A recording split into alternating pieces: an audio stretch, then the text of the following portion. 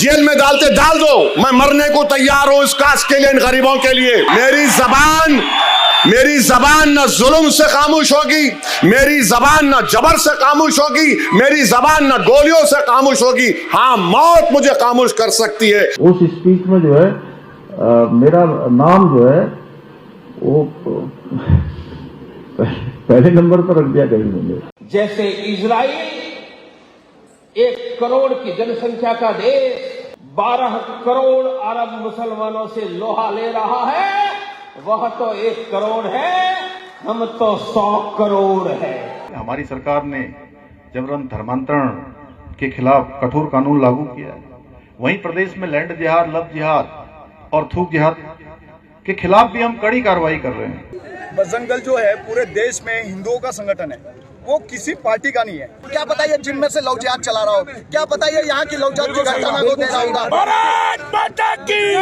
सब लोग बोलते हैं कि हमें हिंदू राष्ट्र चाहिए, हमें मुल्ला मुक्त हिंदुस्तान चाहिए, गौ माता राष्ट्र माता बाद में चाहिए। पहले जो गौ माता का भक्षण कर रहे हैं उनको हिंदुस्तान से निकालना है। जैसे उसने फिर मुझे मुंह से पकड़ के धक्का दिया, बोलने लगा कहाँ से आए हो तुम? हमने बोला कश्मीर से आए, और बोलने लगा क्या कास्ट है? मैंने बोला अल्हम्दुलिल्लाह मुस्लिम है। उसने फिर बोलने लगा कि ये उत्तराखंड है, यहाँ पे ये कश्मीर नहीं है, यहाँ पे कश्मीरी नहीं चलेगी। जल्दी जल्दी अपनी शॉप में घुसा, अंदर से रॉड से मार पिटाई करने लगा। भाजपा किस तरीके की नफरती राजनीति करती है। नफरती भाषण देने के मामले में उत्तराखंड के मुख्यमंत्री नंबर 1 पर है। कई लोगों का ये भ्रम था कि माता पिता बिक चुके हैं, न जाने क्या उनका आपस में समझौता हुआ। उस बच्ची की आत्मा क्या बोलेगी? जो बच्ची उनके आगे वीआईपी के आगे झुकी नहीं, तो मैं कैसे झुकूं? क्या उत्तराखंड में बढ़ रहा है ध्रुवीकरण? नफरत की राजनीति बनाम कानून व्यवस्था पर बहस। जी हां, देहरादून की बात करें, पहाड़ों की शांति के लिए पहचाने जाने वाला उत्तराखंड पिछले कुछ वर्षों में कई विवादों के कारण राष्ट्रीय सुर्खियों में रहा। हिजाब विवाद से लेकर धर्म संसद, हरिद्वार की कथित भड़काऊ भाषण, घटनाएं, लैंड जिहाद जैसे राजनीतिक शब्द और कुछ जगहों पर सांप्रदायिक तनाव, इन सब ने राज्य की छवि पर सवाल खड़े किए हैं।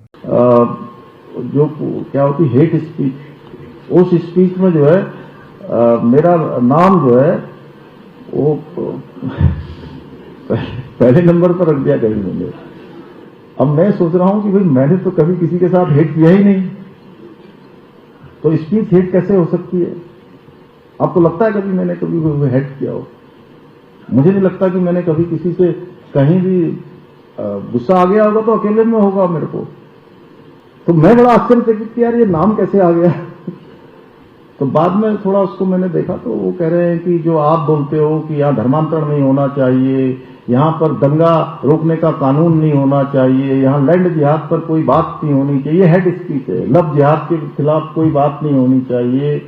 यहाँ पर जो है अतिक्रमण हुआ है, जो आप अतिक्रमण हटाने की बात करते हो, थूक जिहाद के खिलाफ बोलते हो हैं, या मैं हमेशा कहता हूं कि भाई हम उत्तराखंड के मूल अस्तित्व को समाप्त नहीं होने देंगे, यहाँ के देवत्व को समाप्त नहीं होने देंगे, यहाँ की डेमोग्राफी को कोई नुकसान नहीं होने देंगे, यहाँ के सांस्कृतिक मूल्यों को हम सुरक्षित रखेंगे, यहाँ के उनको सुरक्षित रखेंगे। तो उन्होंने इसको हेट स्पीच की संज्ञा दी। तो मैं कहता हूँ ये हेट। हाल ही में अंकिता भंडारी मामले की महापंचायत में भी कुछ वक्ताओं ने आरोप लगाया कि राज्य में न्याय और ज्यादा राजनीति हो रही है। शमशुल इस्लाम ने कहा कि नफरती कारखाना बन चुका है उत्तराखंड। जाने माने सामाजिक चिंतक और इतिहास शोधकर्ता प्रोफेसर शमशुल इस्लाम ने कहा कि उत्तराखंड में संगठित तरीके से ध्रुवीकरण की राजनीति की जा रही है। उनका आरोप था कि सांप्रदायिक बयानबाजी पर कड़ी कार्रवाई नहीं होती, अल्पसंख्यकों को लेकर भय का माहौल बनाया जाता है, चुनावी लाभ के लिए धार्मिक मुद्दों को हवा दी जाती है। उत्तराखंड के अंदर जो कुछ हो रहा है, उत्तराखंड के अंदर अभी बहुत चर्चा के अंदर है, और वो ये है कि कोटद्वार के अंदर एक बाबा ड्रेस शॉप था। वो हम जानते हैं कि वो किस तरह के आपकी कलर मिलाने का वो पीसीज मिलते हैं, आपके ड्रेस सिले जाते हैं, वहाँ पर आपको तमाम तरह की कपड़े और उसके साथ दूसरी चीज़ें मिलती हैं। जनरल स्टोर है पर बुनियादी तौर पर वो कपड़ों के उसको हम उसको क्या कहते हैं, मैचिंग सेंटर। हाँ सर, बहुत शुक्रिया। अरे भाई कमाल है, मैचिंग सेंटर है। तो मैचिंग सेंटर वो चलाते हैं और काफ़ी 3-4 दशक से वो चला रहे हैं वहाँ पर। उनका काम है, वो बाप और बेटे दोनों चलाते हैं। तो 26 जनवरी के दिन जब ये देश अपने आप का गणतंत्र होने की अपनी जश्न मना रहा था, देखिए किस दिन चुना इन्होंने उस दिन चुना जिस दिन भारत की गणतंत्र होने को ये शर्मसार करने के लिए निकले।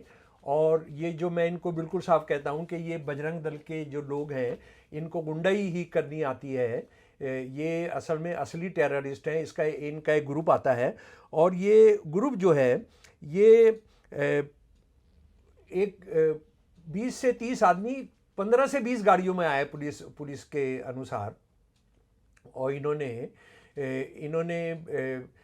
जो है वहाँ आकर उससे पहले इन्होंने ये शुरू कर दिया था कि 1-2 साल से वो कह रहे थे बाबा नाम हटाइए, आप नाम हटाइए। तो कहते हैं कि बाबा क्यों हटाना। उन्होंने कहा कि ये बाबा से जुड़ा हुआ एक मंदिर है, तो वो बाबा से जुड़ा हुआ जो मंदिर है वो तो आप बाबा नहीं रख सकते। वो इसका सरेंडर नहीं किया उन्होंने। यानी एक ऐसे मुसलमान बिजनेसमैन है जो डरा नहीं और उसने भागा नहीं, उसने कहा कि नहीं मैं नहीं करूँगा।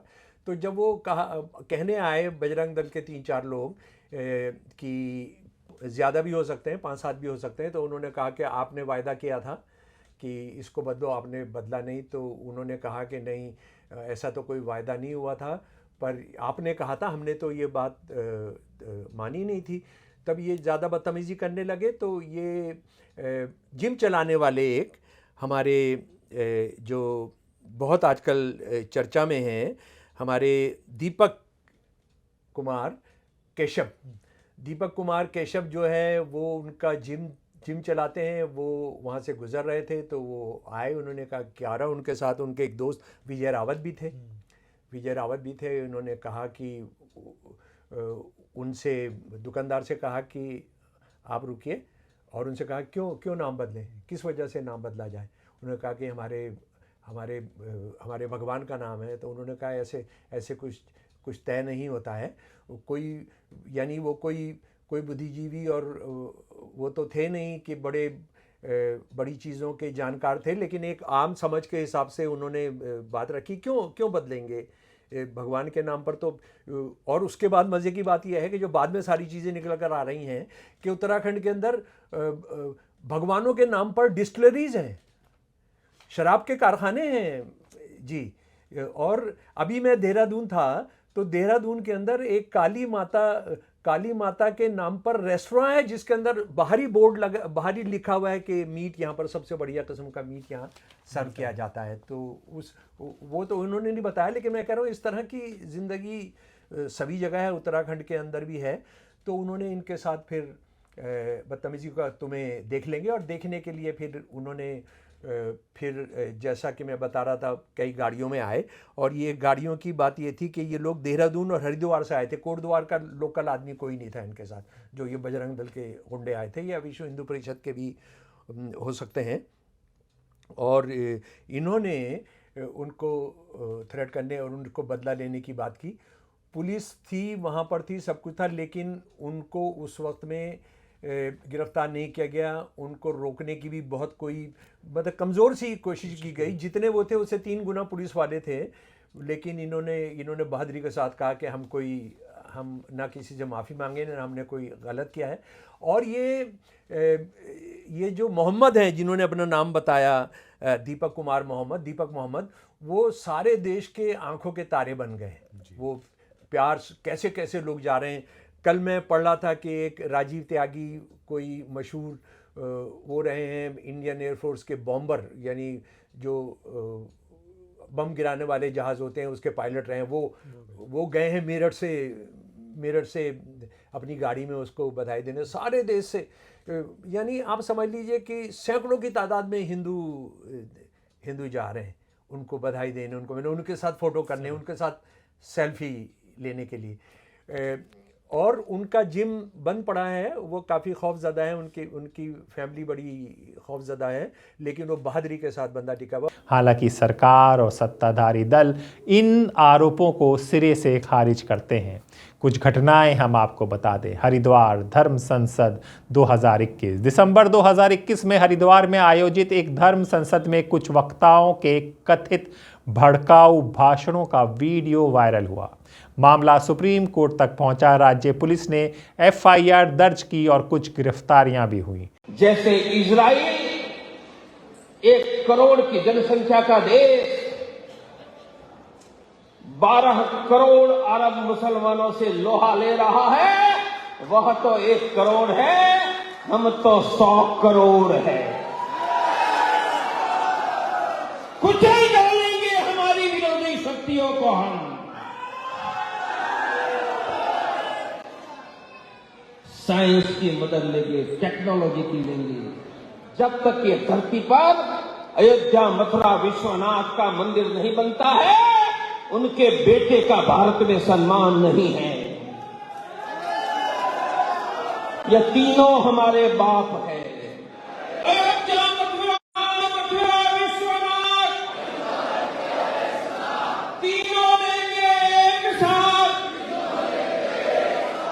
जनसंख्या नियंत्रण का कानून बनाओ। हम ही यूरोप की धरती पर थे, रोम भी हमारे बाप का था, मक्का मदीना अरबस्तान भी हमारे बाप का था।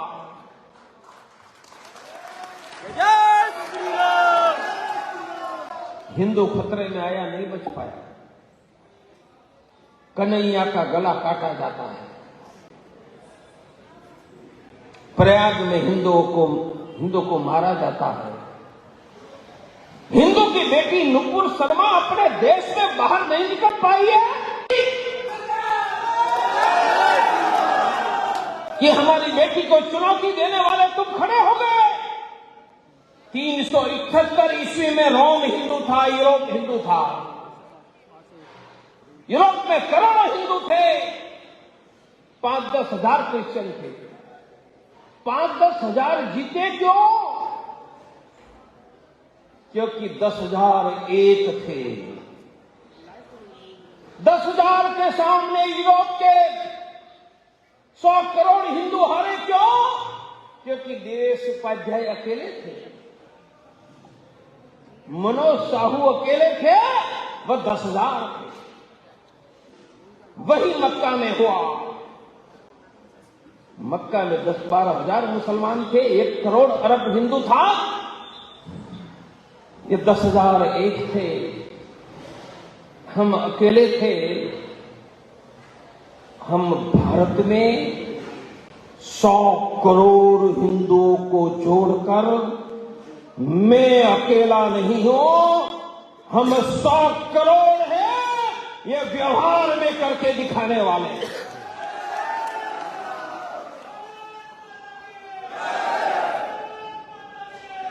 फिर भारत में नहीं, यह विश्व विजेता हिंदू शक्ति खड़ी हो जाएगी। 2000 वर्ष पहले दुनिया में क्रिश्चियन मुसलमान नहीं था। सृष्टि बनी तब से लेकर 2000 वर्षों पहले तक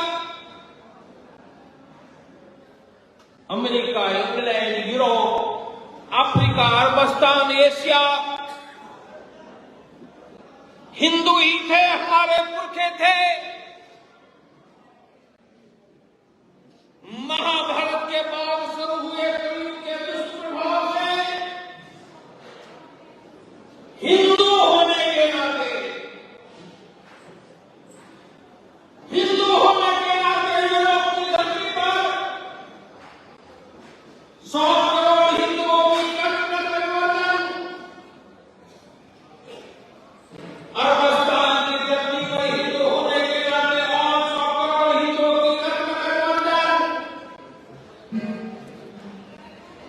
भारत की धरती पर 50 करोड़ से ज्यादा हिंदुओं की कट्टर परिवर्तन। इतना अपमान, यातना हमने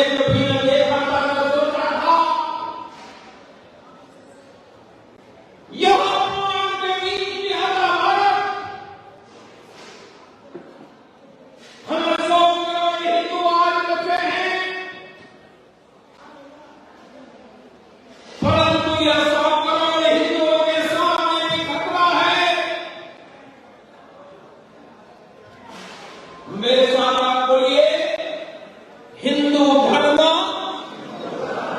हिंदू समाज, हिंदू राष्ट्र डिवाइन है, दिव्य है, आज खतरे में है। हम तन मन धन से उनकी रक्षा करेंगे। हिंदू खतरे में है, अर्थात मेरा घर खतरे में है, हमारी बहन बेटियां खतरे में है। लैंड जिहाद और अतिक्रमण कार्रवाई। राज्य सरकार ने अवैध अतिक्रमण हटाने के लिए अभियान चलाए।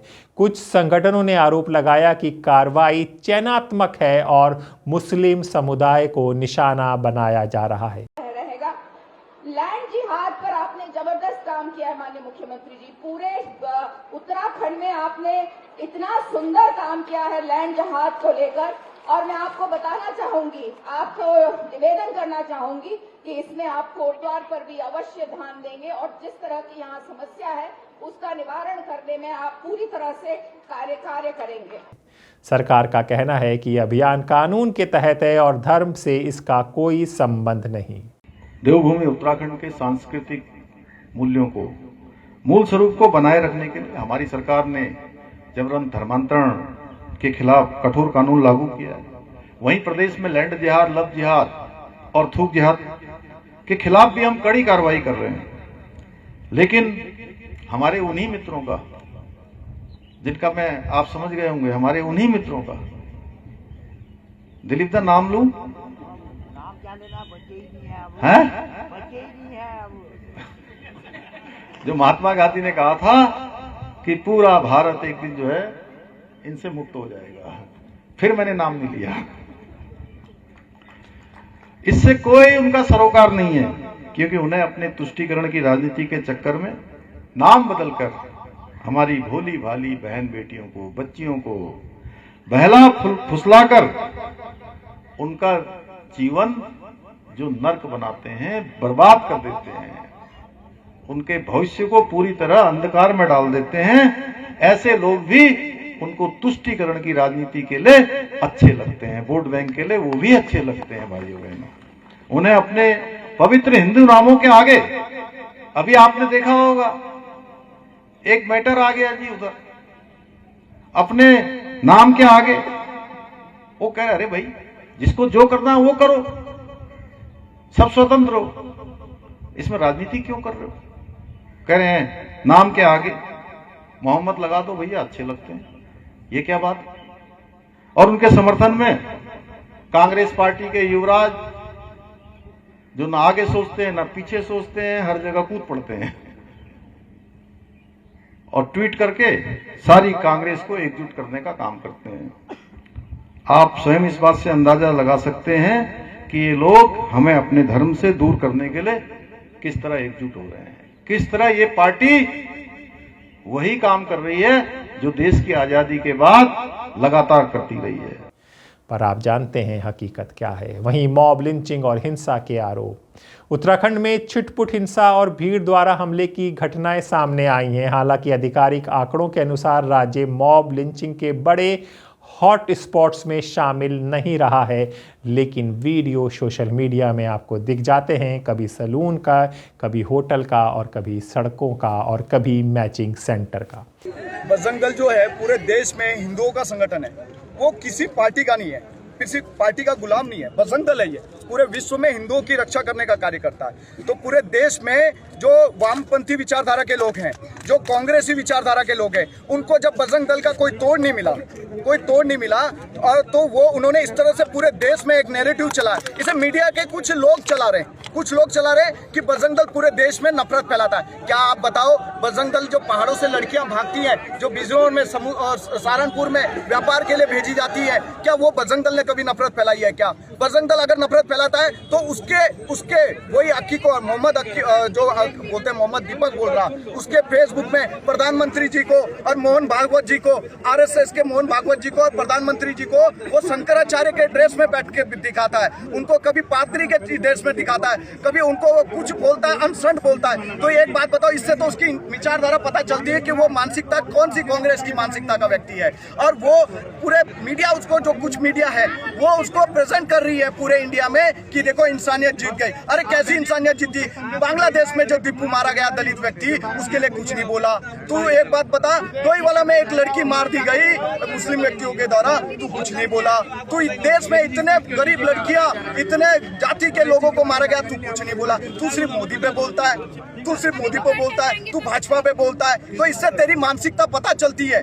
और वो जो विजय रावत है, तू एक बुजुर्ग पे हाथ उठाता है और मीडिया बोल रही है कि भाई बहुत बड़ा इंसानियत जीत गई। अरे एक बुजुर्ग को तू माँ बहन की गाली दे रहा, आना अब गाली दे दे, अब गाली दे। बजरंग दल आ गया है और बजरंग दल कोई इतनी बड़ी संख्या में नहीं आया है, बजरंग दल सिर्फ एक जिले से आया है, एक जिले से आया। जिस दिन पूरे गढ़वाल से आ जाएगा, जिस तरह से तू एनएसआई के लोगों को बैठा के, क्या पता ये जिम में से लव जिहाद चला रहा हो, क्या पता ये यहाँ की लव जिहाद की घटना को दे रहा होगा, यहाँ से सप्लाई करता हो बिजनौर को लड़कियों का, यहाँ से जो मांस मदिरा आप समझना, जो मुल्लों की दुकानें यहाँ पे खुली हुई है, उनको संरक्षण पैदा करता है कि तुम्हारे साथ मोहम्मद दीपक है, तुम्हारे साथ मोहम्मद विजय रावत है, ये तुम लोग इसके संरक्षण करता है और वही करते हो तुम लोग। इनसे पैसा लेते हो, चंदा लेते हो तुम लोग। तू क्यों, तेरे फेसबुक में तारीफ क्यों है? एक मुस्लिम व्यक्ति के तारीफ तू भाई भाई करके बहुत सारा कभी बोलता है, तू दुबई से स्पॉन्सर कर रहा है। वो दुबई का व्यक्ति क्या, कहाँ से पैसा आ रहा है तेरे पास? दुबई से पैसा आ रहा है क्या? तू तो चाय बेचता था, वहां से कैसे तू यहाँ तक पहुंचा? कहाँ से आया पैसा? क्या पैसा? तू एनएसआई के लोगों को, पहाड़ के लोगों को धमकी, ये योगी जी की धर्म भूमि है, कर्म भूमि है योगी जी की। यहाँ पर तू इस तरह से मुल्लों को पूरे परिचय वो कर रहा है, बसा रहा है और उनको संरक्षण दे रहा है। ये सारा उगाई का खेल है, ये सारा बहन बेटियों के, पहाड़ की बहन बेटियों को बेचने का खेल है। उसका यही एक रास्ता है। अगर पुलिस प्रशासन ने क्या शासन दिया? देखो, हमारा पुलिस प्रशासन से कोई लेना देना नहीं है और ना हम उनके लिए बोलते। उसका रीजन है, पुलिस प्रशासन लॉ बना रही है, उन पे वैसे ही लोड है क्योंकि आज मुख्यमंत्री जी भी यहाँ पे। लेकिन हमारा ये बोलना है, जब आप एक छोटे छोटे से लड़ने वालों को 151 धारा में आप तुरंत वो करते हो, एसडीएम के आगे पेश करते हो, ये दोनों को अभी तक क्यों नहीं पेश करा? खुलेआम देखो, आप वीडियो में देखो, वीडियो में बजरंग दल के लोग बड़े शालीनता से पूछे कि पिछली बार आपने नाम बदलने का बोला था, तो इस बार आप क्यों नहीं बदल रहे? और तब तक ये माँ की धी की गाली दे रहे हैं उसको, बजरंग दल वाले लड़कों को माँ धी की गाली दे रहे हैं। क्या संस्कृति है इनकी बताओ? और इनको ये बोल रहे कि इंसानियत जीत के। पूरा नैरेटिव, पूरे जितने देश के मुसलमान व्यक्ति है सब कमेंट कर रहे हैं। और कईयों ने 10-10 आइडिया, जब हम लोगों ने मुस्लिम युवकों को पकड़ा तो उनके फोन में 10-10 आइडिया निकली हिंदू नामों से, हिंदू लड़कियों के नामों से, जो जिम में लड़कियों को फंसाते, वो लोग वो आइडियो से, फेक आइडियो से, कोई रावत बन के, कोई नेगी बन के कमेंट मार रहे हैं कि इंसानियत जीत गई, इंसानियत जीत गई। जबकि ऐसा कोई इंसानियत हार गई, क्योंकि तुमने एक बुजुर्ग को मारा है, तुमने गाली दी है, तुमने यहाँ उत्तराखंड की बहन बेटियों की संस्कृति को, यहाँ योगी जी की कर्म भूमि को, सबको शर्मिंदा किया है, शर्मसार किया। मोहम्मद दीपक, मेरा नाम नरेश उनियाल है, बजरंग दल गोरखपुर प्रांत का। फिर भी सामाजिक संगठनों का कहना है, छोटी छोटी घटनाएं भी डर का वातावरण बनाती हैं। सरकार का दावा है कानून व्यवस्था की स्थिति नियंत्रण में है और किसी भी हिंसक घटना पर तुरंत कार्रवाई की जाती है। सब लोग बोलते हैं कि हमें हिंदू राष्ट्र चाहिए, हमें मुल्ला मुक्त हिंदुस्तान चाहिए, गौ माता राष्ट्रमाता बाद में चाहिए। पहले जो गौ माता का भक्षण कर रहे हैं उनको हिंदुस्तान से निकालना है, अपने आप गौ माता राष्ट्रमाता हो जाएगी और उसकी तैयारी करना है। वो गजवा हिंद की तैयारी कर रहे हैं, हमको किसकी करनी है? हाँ, इनको हिंदुस्तान से मुक्त करने की आजादी, ठीक है, उसकी तैयारी करनी है। और ये मांगते हैं ना आजादी, इनको इसी भाषा में आजादी दो भाई। और बहुत ज्यादा बोल रहा है, लेकिन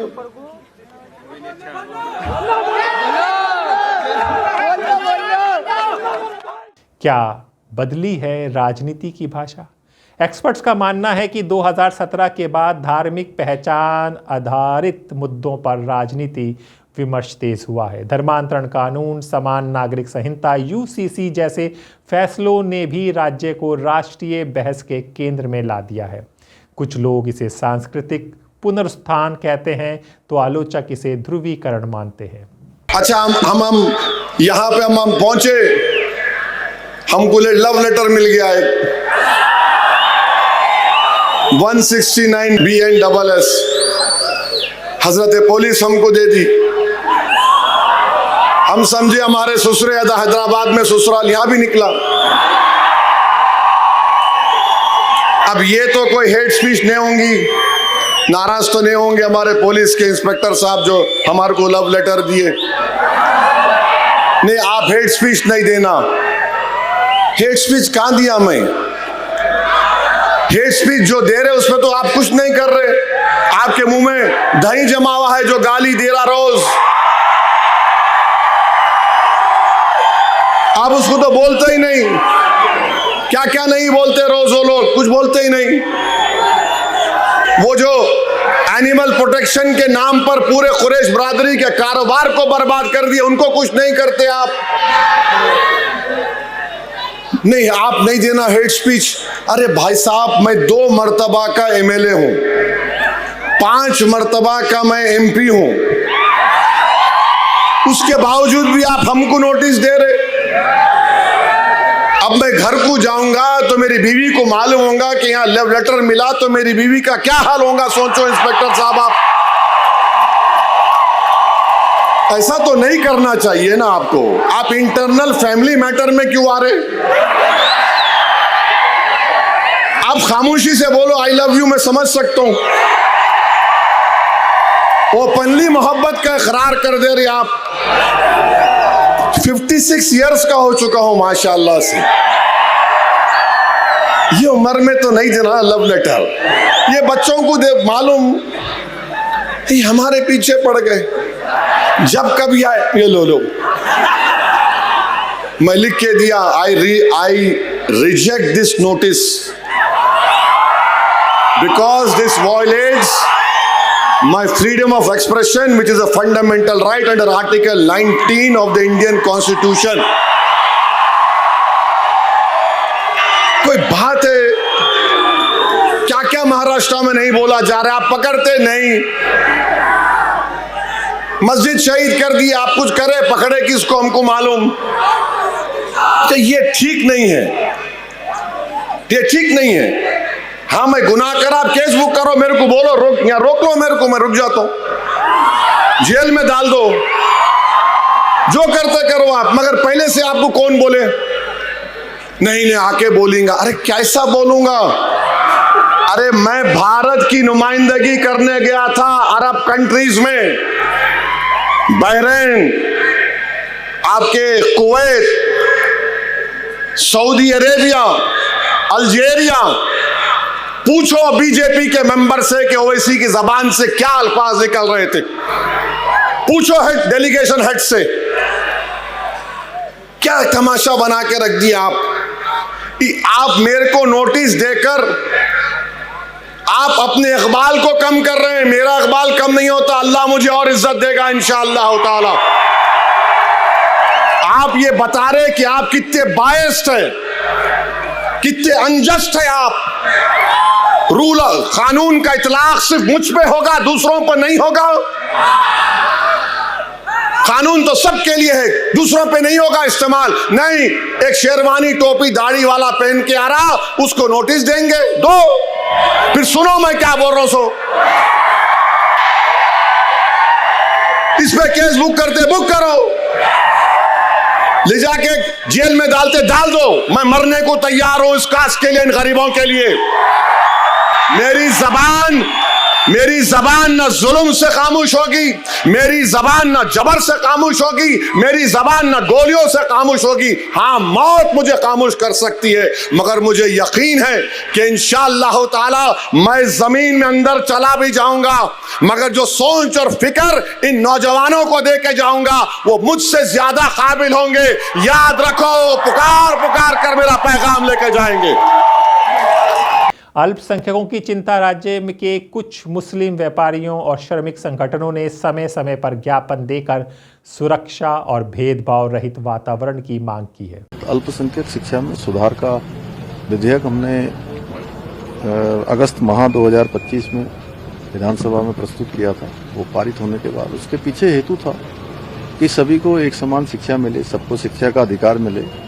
और जो पहले से मदरसा बोर्ड था उसमें चूंकि जो राज्य का हमारा शिक्षा बोर्ड था, उस शिक्षा बोर्ड के द्वारा जो निर्धारित पाठ्यक्रम था वो पाठ्यक्रम नहीं पढ़ाया जाता था।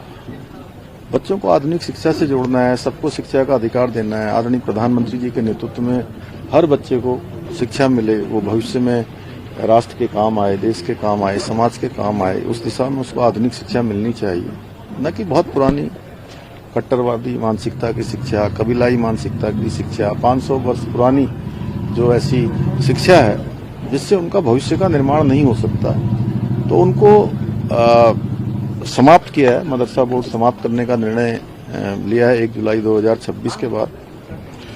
और इसमें अन्य जो अल्पसंख्यक वर्ग में अन्य लोग भी आते हैं, चाहे सिख हों, जैन हों, बौद्ध हों, पारसी हों, ईसाई हों, बौद्ध हों, उन सभी को भी इसके अंतर्गत लाया है। हमारा इसके पीछे ध्येय है कि अब एकीकृत शिक्षा हो जाए, एक जगह पर सब लोग आ जाएं और सभी को इसका लाभ मिलना चाहिए। तो उस उद्देश्य से और देवभूमि में शिक्षा के मंदिर स्थापित होने चाहिए जो संस्कार दें, बच्चों को गुणवान बनाएं, बच्चों को भविष्य के लिए तैयार करें।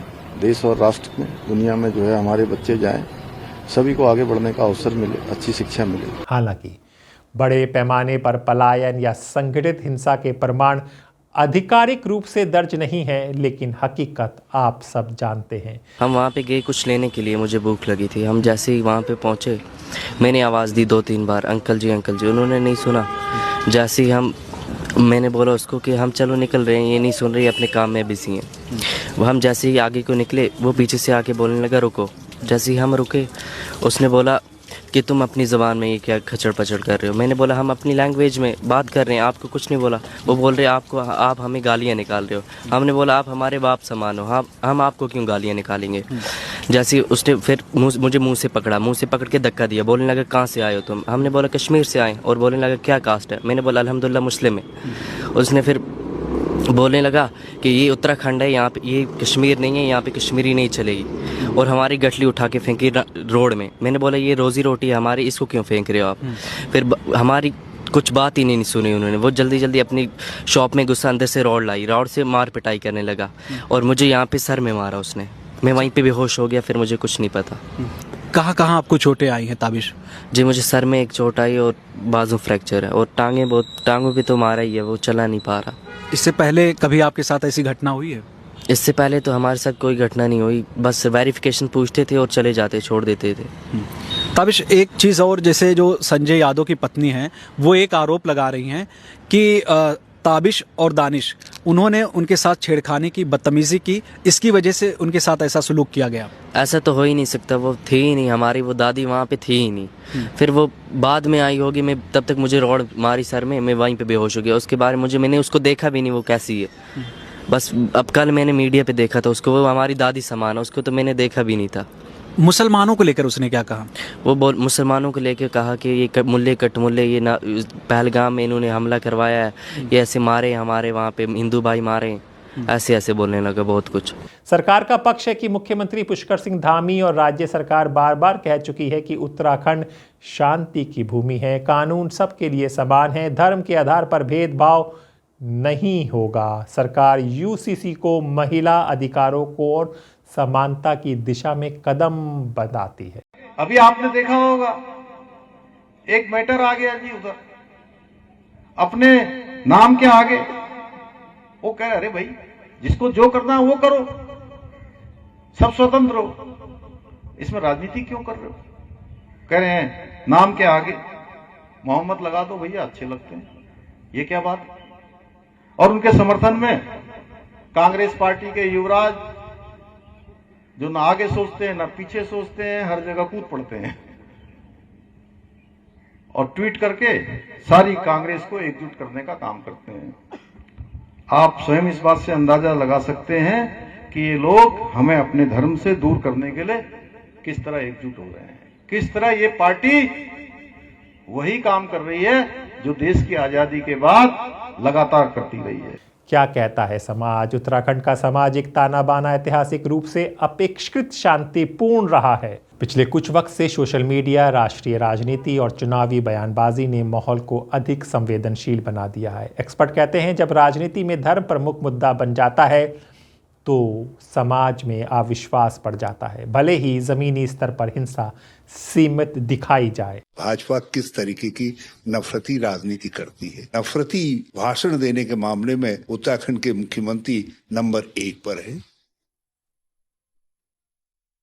मैं पहले से कह रहा था कि भाजपा केवल नफरत फैलाती है, ये विद्वेष पैदा करती है, बांटने की राजनीति करने का काम करती है। जो कोटद्वार की घटना है, दीपक कुमार के साथ जो कुछ घटित हुआ है, वो इस बात का प्रमाण है कि भाजपा किस तरीके की नफरती राजनीति करती है। और इस बात की पुष्टि इस बात से भी होती है कि अब अंतर्राष्ट्रीय सर्वेक्षण भी कहने लग गए हैं कि नफरती भाषण देने के मामले में उत्तराखंड के मुख्यमंत्री नंबर 1 पर है। क्या उत्तराखंड नफरत की प्रयोगशाला बन रहा है? ये एक बात आजकल आम हो गई है, जिसे कई बुद्धिजीवी और विपक्षी नेता उठा रहे हैं, लेकिन आधिकारिक आंकड़े राज्यों को बड़े पैमाने की सांप्रदायिक हिंसा का केंद्र नहीं बताते। मतलब एक मुसलमान व्यक्ति को जो है वो आंखें खराब होने पर वो नैना देवी, क्योंकि ऐसा माना जाता है कि नैना देवी आंखें ठीक करती हैं, एक मुसलमान व्यक्ति ने बाकायदा मतलब देवी से मन्नत मांगी और उसकी आंखें ठीक हो गई। तो देवी तो हिंदू का भी उद्धार करेगी, मुसलमान, सिख, ईसाई, गरीब, अमीर, माँ के सामने कौन छोटा बड़ा होता है। ये तो हाल के सालों में जो एक नफरती राजनीति जो पैदा हो रही है धर्म के नाम पर एक दूसरे को लड़ाने वाली, उसका असर है कि साहब वहाँ हर की पेड़ी में वो नहीं जाएंगे, गंगोत्री में नहीं जाएंगे, बद्रीनाथ में नहीं जाएंगे। व्यक्तिगत रूप से तो मैं ऐसी जो है प्रवृत्ति की घनघोर निंदा करता हूँ। देखिए ये मेरी जानकारी में नहीं है और आज तक जो है हमने कभी इस तरह का कभी कोई रोक लगाई नहीं। हमने मंदिर ट्रस्ट में भी इस पर कभी कोई चर्चा नहीं करी, क्योंकि हमारा मानना है कि हिंदू धर्म तो एक बड़ा विराट महान धर्म है। तमाम मुस्लिम साधकों ने, कवियों ने राम की, कृष्ण की, शिव की स्तुति में जो है कविताएं लिखी हैं। हमारा मंदिर एक पवित्र स्थान है, वो आए वो मंदिर के अंदर, अगर वो मुसलमान होंगे तो अपने धर्म के लिए ज्यादा कट्टर होंगे तो वो पूजा तो वैसे भी नहीं करेंगे। बाहर से अगर वो हाथ जोड़ के चले जाते हैं तो उसमें किसी को क्यों परेशानी हो। ये तो एक घोर नफरती राजनीति जो है उसने जो है प्रभावित कर रखा है। ऐसे कट्टरपंथियों को संरक्षण देके देवभूमि को दानव भूमि बना दिया, धर्म संसद चलाना, ये सब करना। नियम इस पर कोई है ही नहीं। मतलब हमने आज तक कभी इस नियम की जरूरत नहीं पड़ी और मैं नहीं समझता कि इस नियम की कोई जरूरत है भी। जैसा मैं कह चुका हूं कि अगर वो मुसलमान होगा, अपने धर्म के लिए कट्टर होगा, तो वो मंदिर में बाहर प्रांगण में एक चक्कर लगा के चला जाएगा, पूजा तो करेगा नहीं। और मैं ये भी कह चुका हूं कि कितने मुसलमानों ने, आप कबीर को देख लीजिए, रहीम को देख लीजिए, जायसी को देख लीजिए, नजीर अकबराबादी को ले लीजिए, उनका हिंदू धर्म, हिंदू संस्कृति, हिंदू पर्व, तमाम इन सब के लिए कितना एक उदार भाव था। सच्चाई शायद इन दोनों के बीच की कहीं हो, जहां राजनीतिक भाषा तीखी हो, धार्मिक मुद्दे केंद्र के साए में हैं और सामाजिक संवेदनशीलता बढ़ती जाए। फिर यही सवाल, क्या उत्तराखंड अपनी पहाड़ी पहचान, शांति, सहिष्णुता और सामाजिक सद्भाव को बनाए रख पाएगा और राजनीतिक ध्रुवीकरण उसकी छवि बदल देगा?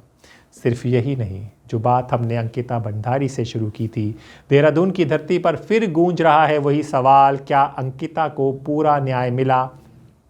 तारीख 8 फरवरी, देहरादून का परेड ग्राउंड, हजारों लोगों की भीड़ और एक आवाज, अंकिता भंडारी को इंसाफ दो।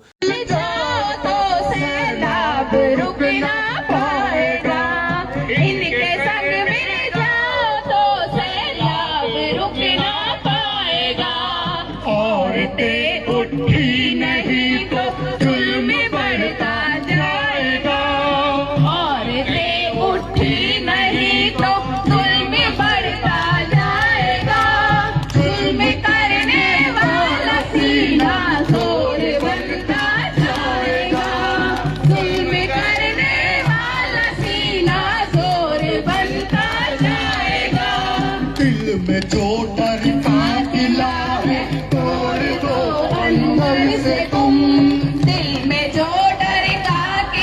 साल था 2022। उत्तराखंड की बेटी अंकिता भंडारी की हत्या ने पूरे देश को झकझोर दिया था। 19 साल की अंकिता, जो पौड़ी गढ़वाल के एक रिजॉर्ट में रिसेप्शनिस्ट थी, अचानक लापता होती है।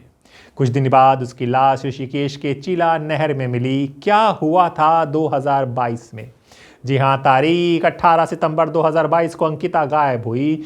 24 सितंबर को पुलिस ने खुलासा किया। रिजॉर्ट मालिक के बेटे पुलकित आर्य और उसके 2 सहयोगी सौरभ भास्कर और अंकित गुप्ता को गिरफ्तार किया गया। आरोप, अंकिता पर कथित तौर पर एक वीआईपी गेस्ट को विशेष सेवा देने का दबाव बनाया जा रहा था। जब उसने मना किया तो उसे नहर में धक्का दे दिया गया। ये मामला इसलिए और बड़ा बना क्योंकि आरोपी पुलकित आर्य एक बीजेपी नेता विनोद आर्य का बेटा था। अदालत की कार्रवाई, सजा 2023-2024 के दौरान कोटद्वार की अदालत में मुकदमा चला। तीनों आरोपियों को दोषी ठहराया गया, लेकिन सवाल अभी भी जिंदा है। वीआईपी कौन था जिसको बचाया जा रहा है? अंकिता के पिता वीरेंद्र भंडारी लगातार कहते हैं, अगर मेरी बेटी नहीं झुकी तो मैं कैसे झुक जाऊं। उनका आरोप है कि जांच में वीआईपी एंगल को दबा दिया गया। 7 तारीख जो हम देहरादून मुख्यमंत्री से मिले तो कई लोगों का ये भ्रम था कि माता पिता बिक चुके हैं, न जाने क्या उनका आपस में समझौता हुआ।